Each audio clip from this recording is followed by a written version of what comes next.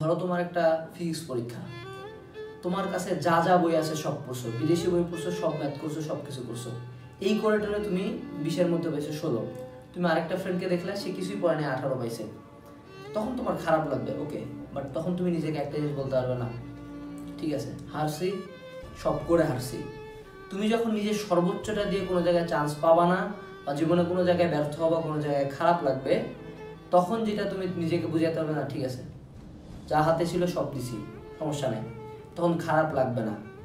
But যাতে দিন শেষে কোনো জায়গায় ব্যর্থ হয়ে এইটা নিজেকে কোনোদিন যাতে না বলতে হয়, ইস যদি আরেকটু পড়তাম তাহলে হয়ে যেত, এই ইস যদি আরেকটু পড়তাম যদি হয়ে যেত, এই কথাটা যে কত পেইনফুল আর কতটা তোমাকে ভিতর থেকে কুড়ে কুড়ে খাবে, একটা পর্যায়ে মনে হবে যে কান্দে মরে যায়, সুইসাইড করি, বাট তুমি কিছুই করতে পারবে না।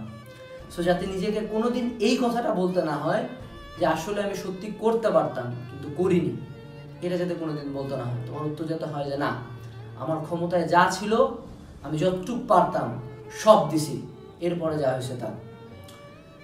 উইল স্মিথকে একবার বলা হয়েছিল, একজন সাংবাদিক বলছিল, এটা আমি এর আগেও ডায়লগ হিসেবে ইউজ করছি, এটা মোটিভেশনাল স্পিকারদের কমন ডায়লগ, সমস্যা নেই। সো তিনি বলছিল যে আপনি সাংবাদিক, আমি একজন অ্যাক্টর, আপনি আর আমি যদি ট্রেডমিলে উঠি, দুইটা ঘটনা হবে। এক, আপনি নামে যাবেন ট্রেডমিল থেকে। দুই, আমি ট্রেডমিলে হাঁটতে হাঁটতে মারা যাব, তা আমি হারবো না। এই লেভেল পর্যন্ত যখন জেদটা যাবে, এই লেভেল পর্যন্ত যখন নিজের সর্বোচ্চ এফোর্টটা যাবে, তখন তুমি বুঝতে পারবা। Mister Olympia title, body building এর সবচেয়ে বড় টাইটেল, 7 বার জিতা ডোরিয়ান এইটস, হ্যাঁ, তাকে প্রশ্ন করা হয়েছিল আপনি এত ওভার কনফিডেন্ট কেন? সে 7 বার জিতছে, বাঘের মতো জিতছে। তো তাকে প্রশ্ন করা হয়েছিল যে আপনি এত ওভার কনফিডেন্ট কেন? সে উত্তর দিছিল, আমি জানি যে আমি এই খেলাটাতে আমার পরিশ্রমটাতে 1 আউন্স 1 গ্রাম পরিশ্রম আর বেশি দিতে পারতাম না, আমি আমার সর্বোচ্চটা দিছিলাম, এবং আমি এটা জানি যে আমার সাথে যারা কম্পিট করে তারাও খুব ভালো মতো জানে যে তারা কেউ আমার মতো পরিশ্রম করতেছে না, আমার মতো ব্যায়াম করতেছে না, আমার মতো ডায়েট করতেছে না। ওই জোনটাতে ঢুকতে হয়। ওই জোনটাতে যখন তুমি ঢুকে যাবা, তখন তুমি খুব ভালো মতোই জানো যে এই দিকে আশপাশে যতজন আছে না, এরা কেউ তোমার মতো খাটতেছে না। নিজের যখন একদম লাস্ট পর্যায় পর্যন্ত পরিশ্রমটা দিয়ে দিবা, তখন তুমি বুঝতে পারবে যে না, তুমি এবার জিতবে।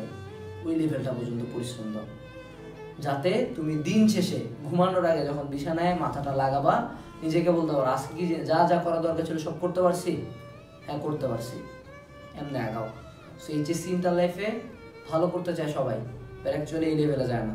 আমার এই ভিডিও হয়তো বা 1000 জন দেখবা, এই 1000 জনের মধ্যে হয়তো বা 1 জন বা 2 জন জিনিসটাকে আদৌ কাজে লাগাবা, হয়তো বা 1 জন বা 2 জন যার সাথে আমার বুয়েট ক্যাম্পাসে দেখা হবে।